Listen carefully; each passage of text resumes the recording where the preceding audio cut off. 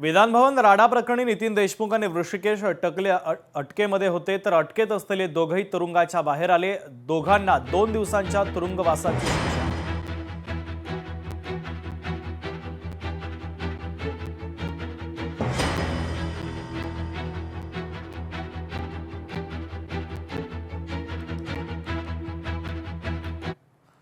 पुढची महत्त्वाची बातमी आपण पाहूयात। बहुजन विकास आघाडीच्या कार्यकर्त्याला बेदम मारहाण करण्यात आली। भाजपचे नगरसेवक गणेश पाटील विरोधामध्ये गुन्हा दाखल करण्यात आला।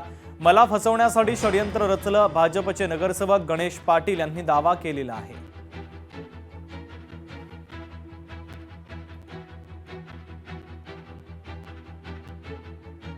यही घटना हुआ था। इधर ही मुझे बुलाया गया था, यही ऑफिस है, इधर ही मुझे वाले पकड़ के मारा गया। कौन मारा? गणेश पाटिल ने मारा। क्यों? कुछ मालूम नहीं सर, ऐसे ही उसने मारा मेरे को, बिना बिना कारण मारा सर। न मुझे लेना ना देना ना कुछ, सिर्फ मैंने पानी के मुद्दे बोला बस, बाकी सब कुछ भी इसको लेना नहीं। नहीं सर, कुछ भी नहीं। मारने में कितने लोग शामिल थे? उसके जितने आदमी लोग सब लोग अपना थे, जो अंते जो उसके साथ घूमते वो सब थे उसके साथ। उन लोग को इधर से मुझे मार रहा है। कार्यालयामध्ये बोलून कोण कोणाला कशाला मारेल?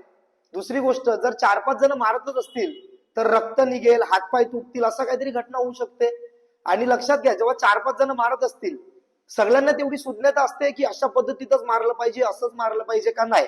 म्हणून हे नरेशन जे आहे ते FIR वाचल्यानंतर प्रत्येकाला कळेल की हे नरेशन काय पद्धतीत आहे। मूलतः माझा कायद्यावरती आणि न्यायव्यवस्थेवरती विश्वास आहे। मी याचं जे काय उत्तर आहे ते न्यायव्यवस्थेच्या माध्यमातून पूर्ण विश्वासपूर्वक मी देईन, परंतु हे 100% काहीतरी फसवण्याचं षडयंत्र आहे। लोकशाही मराठी ऐका, पहा, जागरूक रहा।